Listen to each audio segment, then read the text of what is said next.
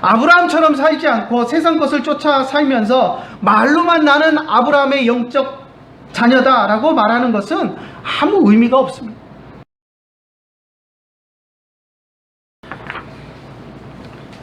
하나님 말씀 같이 나누겠습니다. 하나님 말씀 로마서 2장 17절에서 29절 말씀입니다.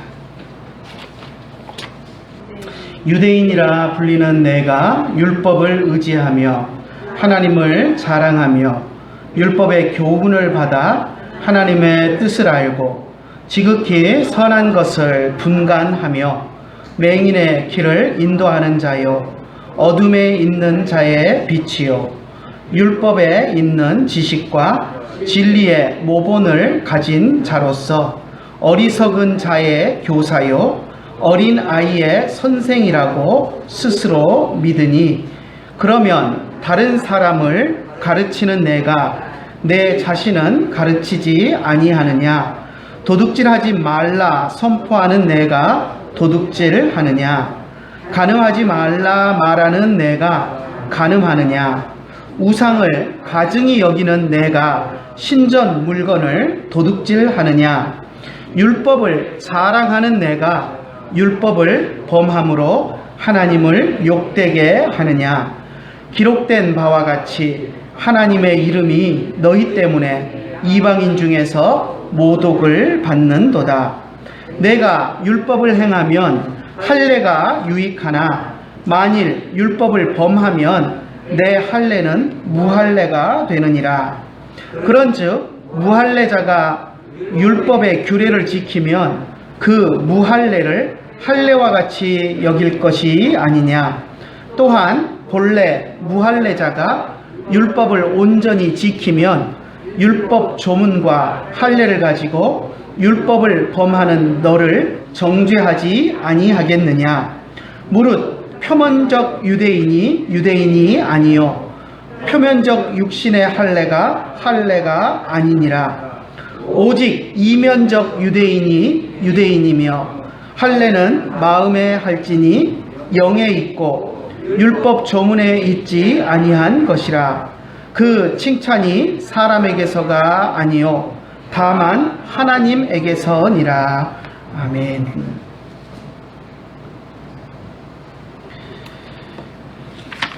오늘 우리가 읽은 로마서 2장 17절에서 29절 말씀을 가지고 말만 앞세우는 신앙이라는 제목을 붙여보았습니다.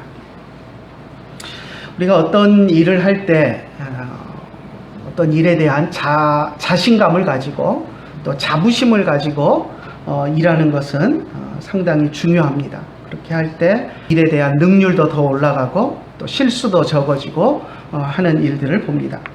우리 운동선수들 같은 경우 보면 실력이 좋은데도 자기 실력에 대한 믿음을 갖지 못해서 이제 처음 경기를 뛸 때 자신감 없이 행동하다가 실수를 하기도 하고 자기의 실력을 100% 발휘하지 못하는 그런 모습들을 종종 봅니다.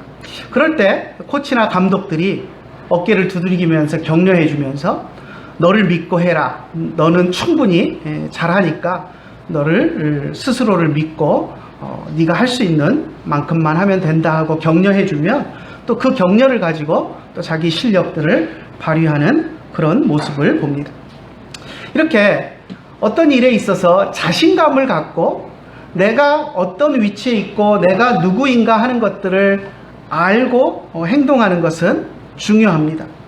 그런데 그것이 엇나가서 빗나가서 자기 자신에 대한 자만감이 되어버리면 나락으로 떨어지게 됩니다. 운동선수들도 이렇게 격려를 받아서 또 잘하는 경우도 있지만 또 자기 실력을 너무 과신해가지고 내가 누군데 내가 하면서 운동하는 것도 연습하는 것도 게을리하고 자기 실력만 믿고 그렇게 하다 보면 또 경기에서 좋은 모습을 보여주지 못하고 또 실망감을 팬들에게 안겨주는 그런 모습들을 보게 됩니다. 그래서 이게 어떤 일을 할 때 자신감을 갖고 또 어떤 자부심을 가지고 살아가는 것이 중요하면서도 그것이 지나쳐서 자만감이 되어버리고 교만이 되어버리면 오히려 좋지 못한 결과를 낳게 되는 것을 보게 됩니다. 우리가 신앙생활을 할 때도 그런 것 같습니다. 우리가 그리스도인이다라는, 하나님의 백성이다, 구원받은 하나님의 백성이다라는 자부심을 가지고 살아가는 것은 우리에게 정말 중요한 것이지만, 또 그것이 너무 지나쳐져 가지고 내가 하나님의 백성이기 때문에 나는 무엇이든 해도 괜찮아 라고 하면서 죄로 치닫거나 죄를 지으면서도 주님이 다 용서해 주실 거야 하는 식의 생각을 가진다면 신앙은 끝없는 나락으로 떨어지게 되고 말 것입니다. 오늘 우리가 읽은 본문에 보면 유대인들의 모습이 그런 모습을 볼 수 있습니다. 유대인들은 분명히 하나님의 택함을 받은 하나님의 백성이었고, 하나님이 특별히 택한 아브라함의 후손들로서, 또 하나님으로부터 율법을 직접 받은 백성으로서 충분히 자부심을 가질 만한 그런 민족이었습니다. 그런데 오늘 우리가 읽은 본문에 나오는 유대인들, 그러니까 바울이 지적하는 유대인들의 모습을 보면 그것이 너무 지나쳐져서, 과도해져서 교만이 되고 망상이 되고, 그리고 하나님 앞에서 잘못된 길로 치우쳐 가게 되는 것을 보게 됩니다. 유대인들은 자신들이 하나님의 택함을 받은 백성이라는 것, 그리고 하나님께서 자신들에게 율법을 주셨다라는 것에 대해서 상당한 자부심을 가지고 있었습니다. 이 자부심이 좋은 쪽으로 흘러서 하나님의 백성으로서 자부심을 가지고 경건하게 살면서 다른 이방 민족들에게 하나님을 전하며 그렇게 살아갔다면 참 좋은 모습으로 살아갔을 텐데, 그들은 그렇지 못했습니다. 유대인들은 자신들이 하나님으로부터 받은 율법을 자랑했습니다. 자신들은 그 율법을 잘 알고 있고, 그래서 하나님의 뜻을 다른 민족들보다 더 잘 안다라고 자부했습니다. 이 세상의 모든 민족들은 진리에 대해서 눈이 멀어서 앞을 보지 못하는 민족들이고, 자신들은 그래서 그들을 이끌어갈 수 있는 사람들이다라고 생각했습니다. 마치 어둠 속에서, 칠흑 같은 어둠 속에서 등을 든 사람이, 랜턴을 든 사람이 앞장서서 길을 비추면서 인도해 가듯이 자신들이 율법의 빛을 가지고 어둠 속에 있는 사람들을 이끌어가는 사람들이다 라고 스스로 그렇게 여겼습니다. 세상 민족들은 다 어리석은 자들이고, 자신들은 그들을 진리로 이끌어야 될 선생이다, 율법을 가르칠 선생이다 라고 생각했습니다. 다른 민족들은 다 갈 길을 알지 못하고 천방지축으로 날뛰는 어린아이와 같은 존재들이고, 자기들은 그 어린아이와 같은 이방 사람들을 하나님 앞으로 하나님의 뜻대로 가르치면서 인도해야 될 선생이다라고 자부하는 사람들이었습니다. 17절부터 20절까지를 보면 바울이 그런 유대인들의 자긍심에 대해서 잘 이야기해주고 있습니다. 한번 읽어볼까요? 유대인들이 어떤 마음가짐을 가졌는지, 또 바울이 유대인들을 어떻게 평가했는지 한번 17절부터 20절까지 다시 한번 천천히 읽어보겠습니다. 유대인이라 불리우는 내가 율법을 의지하며 하나님을 자랑하며 율법의 교훈을 받아 하나님의 뜻을 알고 지극히 선한 것을 분간하며 맹인의 길을 인도하는 자요, 어둠에 있는 자의 빛이요, 율법에 있는 지식과 진리의 모본을 가진 자로서 어리석은 자의 교사요, 어린 아이의 선생이라고 스스로 믿으니. 유대인들이 이렇게 자기들이 율법을 가졌고, 그래서 율법의 뜻을 잘 알고, 그래서 길을 잘 알지 못하는 눈이 어두워진 사람들을 인도하는 사람이고, 또 어둠 가운데 있는 사람들을 인도하는 빛을 가진 사람이고, 또 어린아이와 같은 또 어리석은 사람들의 스승이고 교사다라고 생각하고 그렇게 자부심을 가지고 살아가고 있는 존재가 유대인들이다라는 것을 바울이 지적했습니다. 특히 마지막 20절, 금방 읽었던 마지막 20절에 보면, 마지막에 보면 스스로 믿으니, 스스로 굳게 믿으니라는 그런 표현을 하고 있는 것들을 보게 됩니다. 유대인들의 자만심을 드러내는 말입니다. 그들은 자신들이 하나님이 주신 율법을 의지하면서 잘 살아가고 있다라고 스스로 믿고 있었습니다. 그들은 자신들이 이방인보다 하나님의 뜻을 더 잘 안다라고 자부하고 있었습니다. 자신들은 절대 앞을 보지 못하는 맹인과 같은 존재가 아니다라고 믿었습니다. 앞을 못 보는 이방인들, 철부지같이 아무것도 모르는 이방인들을 잘 가르치고 인도할 수 있는 율법의 지식을 가진 스승들이다라고 스스로 굳게 믿고 있었습니다. 그런데 실상은 그렇지 않았습니다. 그래서 바울이 유대인들을 향해서 너희들은 그렇게 믿고 있으나 실상은 그렇지가 않다라고 하면서 유대인들의 잘못된 부분들을 심하게 질책했습니다. 너희가 말로는 율법을 잘 안다라고 하고 율법을 모르는 사람들을 하나님의 뜻대로 이끌어가야 하는 스승이고 선생이라고 스스로 말로는 너희들이 떠들고 있지만 너희들의 삶의 모습은 전혀 그렇지가 않다라고 질타하고 있는 것을 보게 됩니다.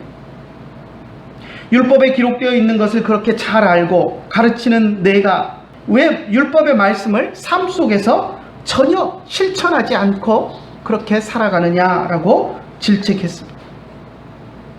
알면 지켜야 하는데 안다고 하면서 지키지 않는다면 그것이 무슨 소용이 있느냐라고 질책했습니다. 우리 이어지는 21절부터 한번 볼까요? 21절만 먼저 한번 보겠습니다. 그러면 다른 사람을 가르치는 내가 내 자신은 가르치지 아니하느냐? 도둑질하지 말라 선포하는 내가 도둑질하느냐? 다른 사람은 가르치면서 왜 너 스스로는 가르치지 않느냐라고 말하고 있습니다. 첫 번째 이제 도둑질에 대한 이야기를 하는데요. 도둑질하지 말라라고 가르치면서 율법에 도둑질하지 말라라는 말이 있으니까 율법에 도둑질하지 말라라고 했습니다. 도둑질하지 마십시오. 도둑질은 하나님이 싫어하시는 것입니다. 하고 말하고 가르치면서 그 가르치는 네가 도둑질을 하느냐라고 이야기하고 있습니다. 그들은 도둑질이 나쁜 것인 것을 하나님이 싫어하시는 것임을 율법을 통해서 잘 알고 있었습니다. 그리고 다른 사람들에게 그것을 분명하게 가르쳤습니다. 그런데 그들은 다른 사람들이 좋은 것을 가진 것을 보면 탐냈고 교묘하게 그것을 빼앗으려는 마음을 가지고 있었습니다. 바울이 그것을 질타했습니다. 오늘날도 우리들도 그런 모습들이 있지 않습니까? 오늘날도 우리가 언론에 나오는 사람들의 모습, 우리 주변에 많이 볼 수 있지만 언론에 나오는 그런 정치인들의 모습을 보면 너무 자주 그런 모습들을 볼 수 있습니다. 다른 사람들이 공무를 하면서 나라 돈이나 회사 돈을 유용하면 그것에 대해서 횡령이고 도둑질이다라고 법조항을 정확하게 짚어가면서 그건 잘못된 것이다라고 이야기합니다. 그런데 자기가 높은 자리에 있으면서 자기가 가진 권력을 이용해서 나라 돈을 이리 빼먹고 저리 빼먹고 한 것에 대해서는 다른 사람이 지적하면 뭐라고 이야기합니까? 그것은 관행이다. 국민들의 눈높이에는 맞지 않을지 모르지만 그건 지금까지 모든 사람들이 해왔던 관행이라 특별히 잘못된 것은 없다. 이런 식으로 변명합니다. 남들이 잘못했을 때는 그건 도둑질이다 라고 이야기하면서 자기가 도둑질한 것에 대해서는 그냥 관행이다 하면서 얼버무리고 넘어가려고 하는 사람들을 우리가 많이 봅니다. 정치인들 이야기를 했지만 정치인들만 그렇습니까? 우리 스스로도 돌아보면 우리 스스로도 그런 모습들을 볼 수 있습니다.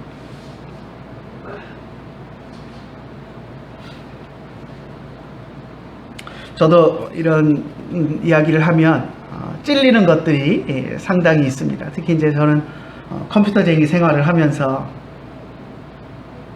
이제 또 컴퓨터 회사에서 프로그램을 만들고 그것을 이제 판매해서 그 수익금으로 월급을 받고 하는 직장 생활도 했었는데, 회사 다니고 할 때는 불법 소프트웨어를 쓰는 것은 도둑질이고 잘못된 것이다 하면서 그렇게 이야기도 하고 언론에 보도자료도 뿌리고 했지만, 제 스스로도 살아가면서 여러 가지 프로그램들을 돈 주고서 사서 쓰는 것이 아니라 불법 소프트웨어를 그냥 다운로드 받아서 이렇게 썼던 그런 경험들이 있습니다.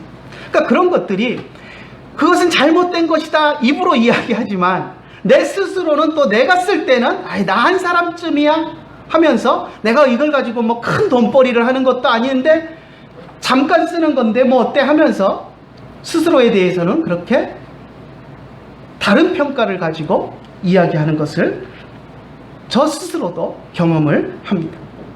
다른 사람에게는 그것이 도둑질이고 잘못된 것이다 라고 이야기하면서 나는 또 그것을, 그러한 일들을 서스름 없이 해왔던 것이 나의 모습입니다. 여러분도 아마 여러분의 모습을 돌아보면 그런 모습들이 분명히 있을 것입니다. 바울이 유대인들을 향해서 그와 같은 것들을 이야기하고 있는 것입니다.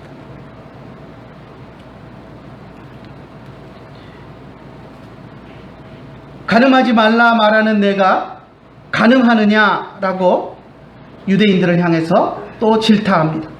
우상을 가증히 여기는 네가 신전 물건을 도둑질하느냐라고 질타합니다. 유대인들은 다른 사람들에게 가늠하지 말라라고 가르쳤습니다. 율법에 가늠하지 말라라고 기록되어 있으니 가늠은 잘못된 것이다 하고 가르친 것입니다. 그런데 자기들이 결혼해서 살다가 다른 여자가 마음에 드는 사람이 있으면 아내에게 이혼 증서를 한 장씩 써주고 그리고 새로운 아내를 맞이하는 그런 사람들이 유대인들이었습니다. 모세 율법에 이혼 증서를 써주고 이혼할 수 있다라고 했다고 그것을 가지고, 그것을 근거로 그렇게 이혼 증서를 자기들이 싫으면 써주고 새로운 여자와 사는 그러한 모습들을 보였습니다. 그러면서 그것은 간음이 아니다라고 생각했습니다. 하지만 바울은 그러한 유대인들의 모습을 질타하면서 그것이 간음이다라고 이야기했습니다. 너희가 간음하지 말라라고 이야기하면서 너희가 간음하고 있다라고 이야기했습니다. 마태복음 5장 32절에서 예수님께서 뭐라고 말씀하시냐면, 누구든지 음행한 이유 없이 아내를 버리면 간음한 자다라고 분명히 말씀하셨습니다. 하나님의 기준은 그렇습니다. 그런데 유대인들은 자기들 마음대로 기준을 세워서 자기들이 싫으면 그냥 이혼 증서 써주고 합법적이다, 이것은 잘못된 것이 아니다 라고 하면서 다른 여자를 찾아가는 그런 잘못된 행동들을 했던 것입니다. 우상을 가증히 여기는 내가 신전 물건을 도둑질하느냐라고 또 질타했습니다. 우리는 이 구절을 보면서 우상을 가증히 여긴다고 하는 사람이 금으로 된 불상을 욕심을 내서 훔쳐오는 그런 모습들을 상상합니다. 우상을 가증히 여기는 네가 신전 물건, 신전에 가면 그런 우상들이 값비싼 금으로, 보석으로 이렇게 만들어진 것들이 있지 않습니까? 그런 물건을 도둑질해 오느냐 하는, 그렇게 질타하는 것으로 보입니다. 물론 그런 측면도 있습니다. 그런데 원문을 직역해 보면 우상을 혐오한다는 네가 우상의 신전을 침범하느냐라고 이야기합니다. 여기서 우상의 신전을 침범한다라는 것은 우상의 신전에 있는 물건을 도둑질해 온다라는 의미도 될 수 있지만, 우상의 그런 신전의 담장이라고 해야 되나요? 울타리, 테두리를 넘어 들어가는 그것을 의미하기도 합니다. 신전에 있는 물건을 도둑질해 오는 것뿐만 아니라 신전의 물건을 만지거나 신전의 그런 우상의 신전의 영역에 들어감으로써 그 지역을 침범하는 것까지도 포괄적으로 넓게 포함하는 것입니다. 유대인들은 우상을 가증히 여긴다라고 하면서 우상의 신전에 자유롭게 출입했습니다. 당시 우상의 신전에서는 다양한 문화 행사들이 열렸습니다. 우리가 아는 올림픽 경기도 사실은 지금은 운동 경기에 집중을 하지만 처음 운동 경기가 시작되었을 때는 제우스 신전에서 축제로 시작이 되었습니다. 신에게 제사하고 그 제사의 축제가 4일, 5일 이어지면서 그 가운데 달리기도 하고 뭐 던지기도 하고 그런 운동 경기들을 통해서 신 앞에서 뛰어노는 그런 축제를 벌였던 것이 올림픽의 유래였습니다. 그래서 고대 올림픽이 그렇게 그리스 로마에서 진행이 되다가 컨스탄티노 황제가 기독교를 공인하고 그리고 로마의 종교가 이제 기독교로 바뀌게 되면서 이방 신전에서 하던 그런 고대 올림픽을 더 이상 하지 못하게 만듭니다. 그래서 이제 고대 올림픽이 중단이 됐다가 이제 세월이 지나면서 다시 현대 올림픽으로 다시 바뀌면서 이제 스포츠에 대한 신에 대한 뭐 이런 것들은 빼고 스포츠의 축제로서 이제 다시 부활하게 되었는데요. 아무튼 고대 올림픽은 운동이라는 그 개념보다는 신에게 제사하고 축제하는 그런 의미가 훨씬 더 강했던 것을 보게 됩니다. 그래서 오늘날도 올림픽 개막식이라 보면 막 성화 봉송해서 불 붙이고 하는 것들이 이런 게 이제 예전에 그런 올림푸스 산에서 신의 불을 붙여다가 이제 점화하고 운동 경기를 하고 했던 그런 잔재들이 조금씩 남아 있기는 하지만 아무튼 오늘날은 그런 우상 숭배의 요소들은 없어진 스포츠 축제로 자리를 잡았지만 올림픽의 최초의 시작은 그런 신 앞에서 제사하며 축제를 벌리는 그런 문화 행사로 시작이 되었던 것이었습니다. 이런 문화 행사들이 신전을 중심으로 열렸습니다. 그런데 많은 유대인들이 우상을 혐오한다고 이야기하면서 그러면서 그런 문화 행사가 열리는 그곳에는 넘어 들어가서 그것들을 즐기고 참여하고 하는 그런 모습들을 보였기 때문에 바울이 그들을 향해서 질타를 한 것입니다. 그뿐만 아니라 당시 극성 유대인들 가운데서는 우상의 신전에 들어가서 우상의 신전을 정말로 훼손하는 사람들이 종종 있었습니다. 오늘날도 우리 뉴스에 보면 가끔 기독교인들 가운데 삐뚤어진 기독교인들 가운데 어느 절에 가서 우상 숭배를 못하게 만든다라고 하면서 막 법당에 불을 지르기도 하고 그래서 뉴스에 나오는 그런 모습들을 우리가 종종 접하게 됩니다. 당시에도 그런 극성 유대인들이 덜어 있었습니다. 그래서 이방 신전을 훼손하러 들어가서 때려 부시기도 하고 불을 지르기도 하고 그런데 거기까지만 한다면 그래도 바울에게 욕을 먹지는 않았을 것입니다. 그런데 그렇게 우상을 싫어해서 우상의 신전에 침입해서 불을 지르고 때려 부수고 훼손하는 사람이 우상의 신전에서 나올 때는 우상의 신전에서 사용하는 비싼 금그릇, 은그릇, 우상의 그런 모형들 이런 것들을 값비싼 것들을 주머니에 넣어가지고 나오는 그런 일들을 저질렀습니다. 값비싼 물건들을 신전 물건들을 약탈해가지고 오는 겁니다. 그러면서 자기는 하나님을 위해서 우상을 싫어해서 그런 일을 했다라고 하면서 우상의 신전에 들어가서 값비싼 물건들을 훔쳐오는 그런 행동을 했습니다. 그러면서 우상의 신전의 물건이기 때문에 훔쳐도 괜찮다 하는 그런 말도 안 되는 논리를 펴는 사람들이 있었습니다. 그래서 바울이 우상을 가증히 여기는 네가 신전 물건을 도둑질하느냐라고 하면서 그들을 또 질타했습니다. 유대인들은 우상 숭배에 대해서 아주 지극히 혐오스러운 반응들을 보였습니다. 그래서 심지어는 로마 황제의 얼굴이 새겨져 있는 동전도 그것을 우상숭배다라고 해서 그것을 금해야 한다, 동전을 가지고 있으면 안 된다, 이렇게 주장하는 사람들도 있었습니다. 예전에 막 뭐 뜬 소문인지 진짜인지는 모르겠지만 우리 10원짜리 동전에 보면 그 탑이 있지 않습니까? 다보탑인가요? 석가탑인가요? 그거 볼 때마다 헷갈리는데 그 탑이 있는데 어느 순간에서부턴가 그 디자인이 조금 바뀌어가지고 그 탑 안에 불상 비슷한 조그마한 게 뭐가 하나 이렇게 더 새겨진 것이 있었습니다. 그때 아마 노태우 대통령이 대통령 될 무렵이었던 것 같은데, 그래서 한때 소문에 미신으로 그렇게 모든 전 국민이 다 불상을 하나씩 몸에 지니고 있으면 노태우 씨가 대통령이 될 수 있다, 뭐 그래가지고 일부러 거기다가 10원짜리 동전에다가 불상을 새겨 넣은 것이다, 뭐 그런 소문들이 막 있었던 그런 기억이 나는데요. 그게 진짜인지 어쩐지나 뭐 확인할 길은 전혀 없지만, 아무튼 그런 식으로 로마 황제의 얼굴이 새겨진 동전, 그러니까 옛날 동전들은 다 통치자의 얼굴을 새겨서 만들지 않습니까? 요즘 우리가 가진 돈에도 보면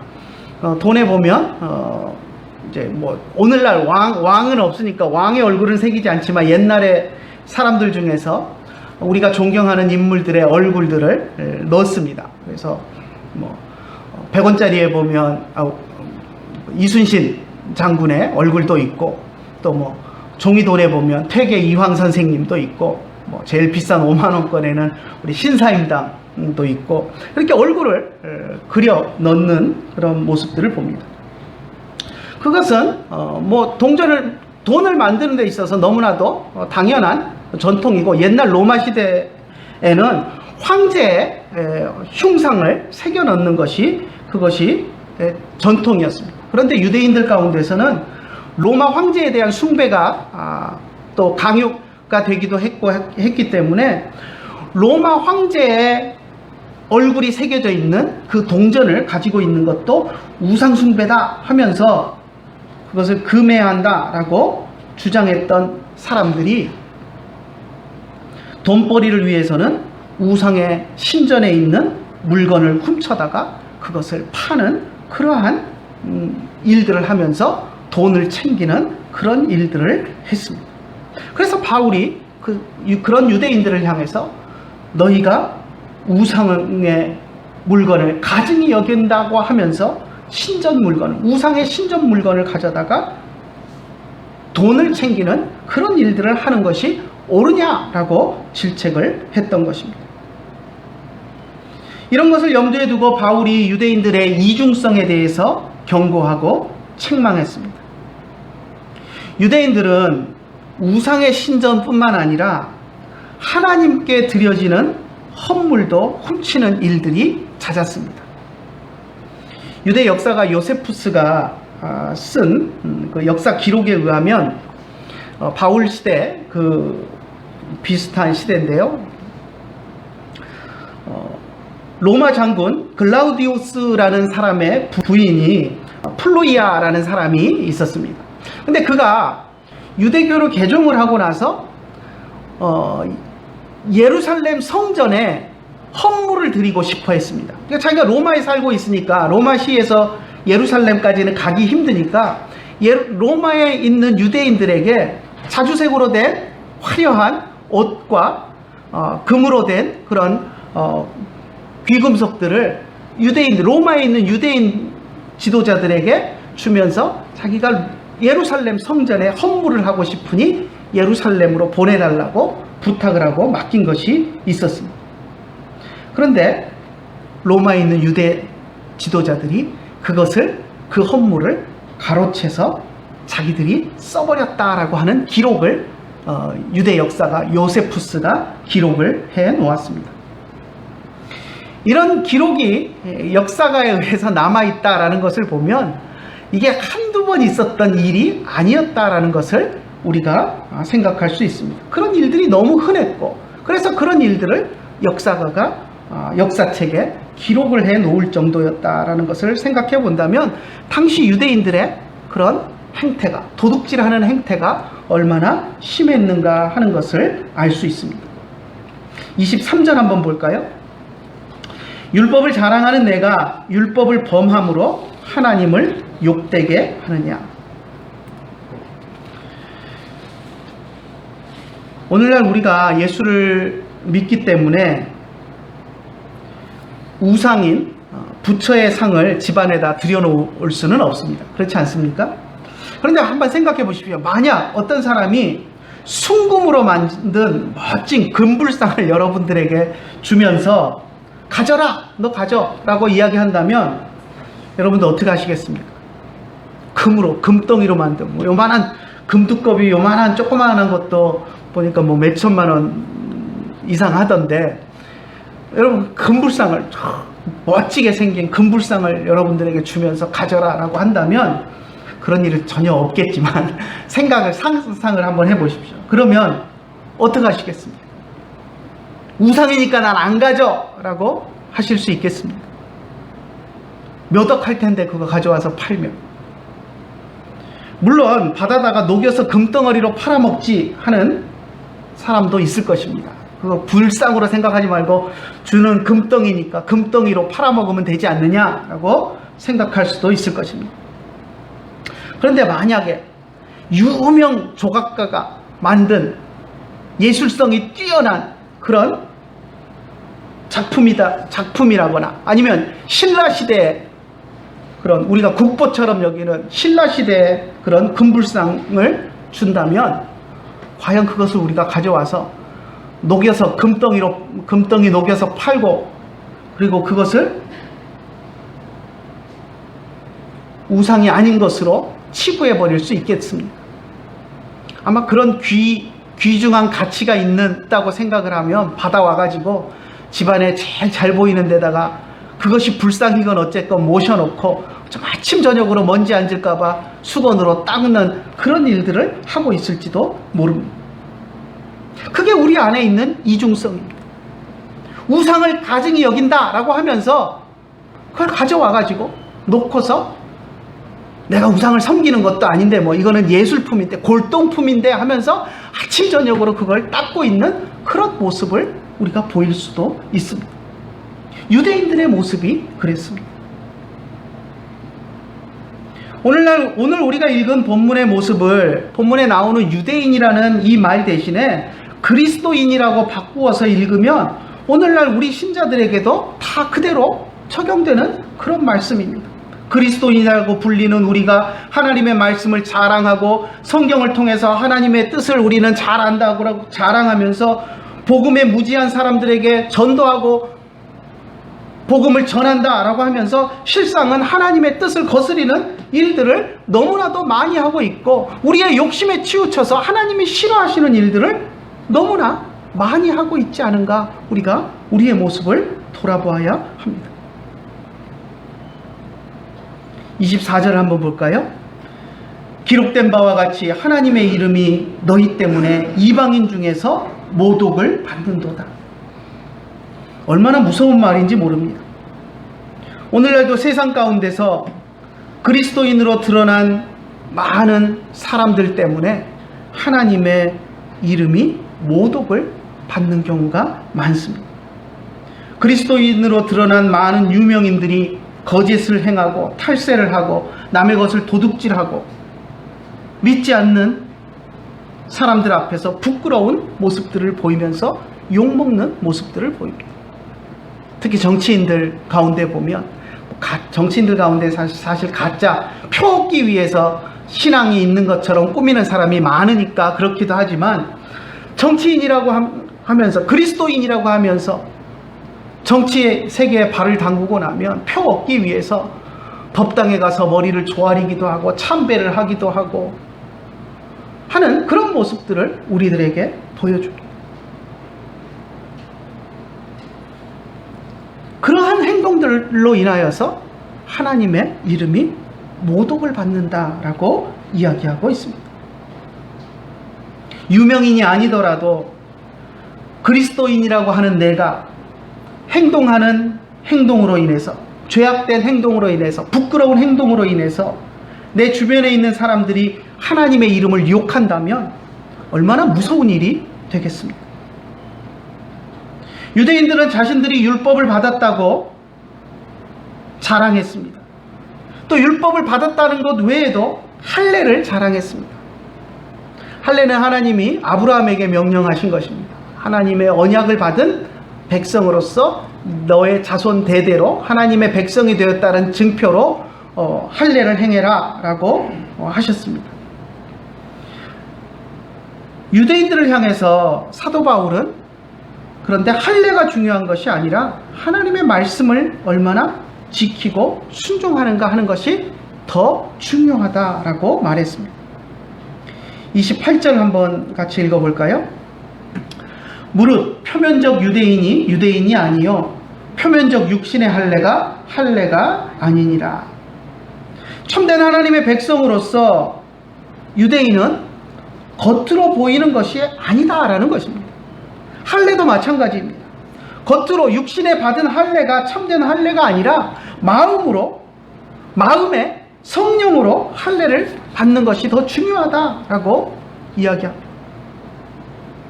아브라함의 후손인 혈연적 유대인이라고 해서 자동적으로 하나님의 백성이 되는 것이 아니다라는 것을 말한 것입니다. 유대인들은 하나님의 백성이 되었다라는 의미로 육신의 할례를 행했습니다. 그런데 육신의 할례를 행했다고 해서 무조건 하나님의 백성이 되는 것은 아닙니다. 육신의 할례의 징표를 가졌다고 할지라도 그가 하나님의 말씀을 지키지 않고 하나님의 뜻대로 살지 않으면 그 사람은 하나님의 백성이 아닙니다. 요한복음 8장 39절에 보면 유대인들이 우리 아버지는 아브라함이다, 우리 조상은 아브라함이다 라고 이야기했을 때 예수님이 그들을 향해서 뭐라고 말씀하셨냐면 너희가 아브라함의 자손이면 아브라함의 행한 일들을 행할 것이거늘 아브라함은 너희처럼 그렇게 행하지 않았다 라고 말했어요. 너희가 아브라함의 자손이라면 너희 조상 아브라함처럼 행해야 아브라함의 자손이지 아브라함이 행한 것처럼 행하지 않으면서 어찌 아브라함의 자손이라고 이야기하느냐라고 책망하셨던 것입니다. 오늘날 우리들이 아브라함을 믿음의 조상이라고 부릅니다. 우리의 믿음의 조상이라고 부릅니다. 우리가 육신의 혈통으로는 아브라함의 피를 받지 않았지만 우리 믿음은 아브라함의 믿음을 따른다라는 의미입니다.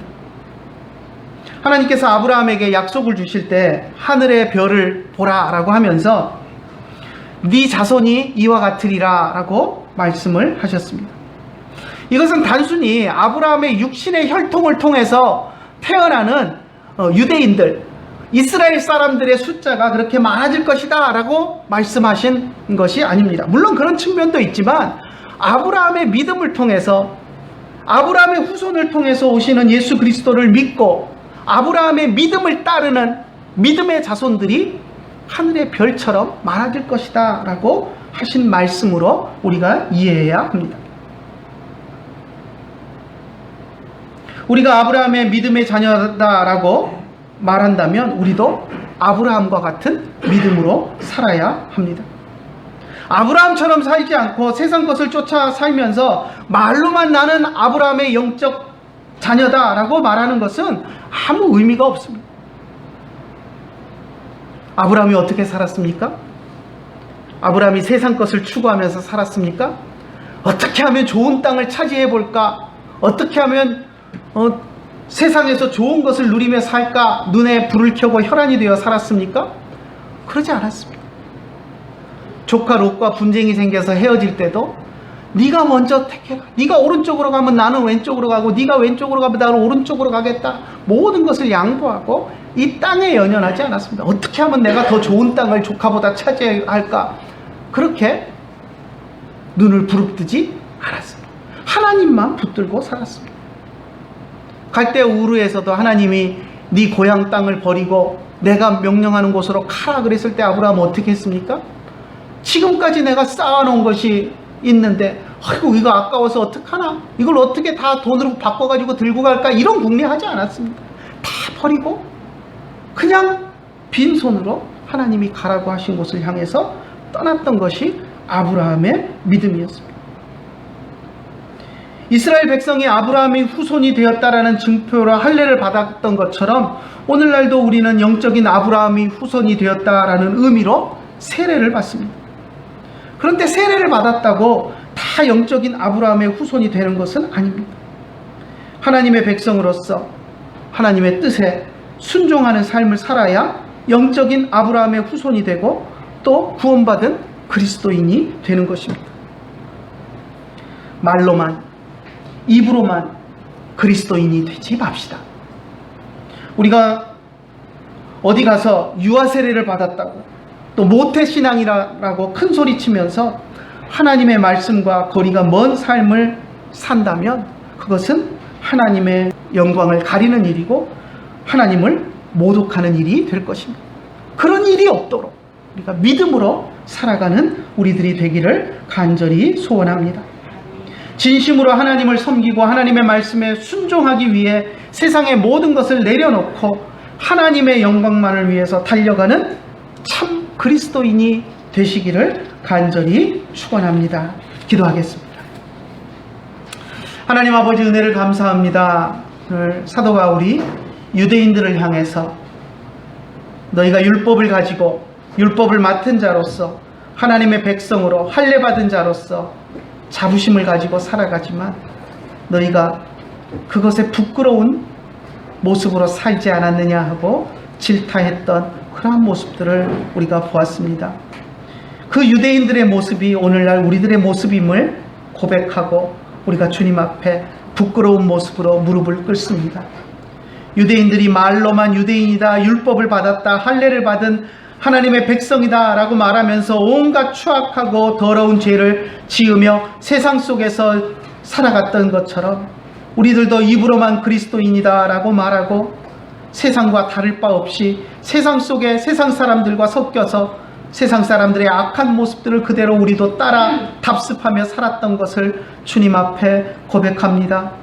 주님, 우리의 모습을 돌아볼 수 있도록 인도하여 주시고 유대인들의 그 어리석은 모습이 우리들의 모습임을 기억하고 바울이 유대인들을 향해서 질책하는 그 책망을 우리가 우리의 것으로 받아들이고 우리의 잘못된 행동들을 고칠 수 있도록 은혜를 더하여 주시옵소서. 입으로만 그리스도인이라고 자랑하고 다니는 것이 아니라 정말 우리의 삶 속에서 하나님의 말씀을 실천하고 하나님의 백성으로서 부끄럽지 않은 삶을 살기 위해서 노력하는 우리들이 될 수 있도록 인도하여 주시고 그래야 해서 하나님 앞에서 정말로 하나님의 백성으로 인정받는 우리들이 될 수 있도록 인도하여 주시옵소서. 오늘도 귀한 말씀을 주심을 감사드리며 우리 주 예수님의 이름으로 기도드리옵나이다.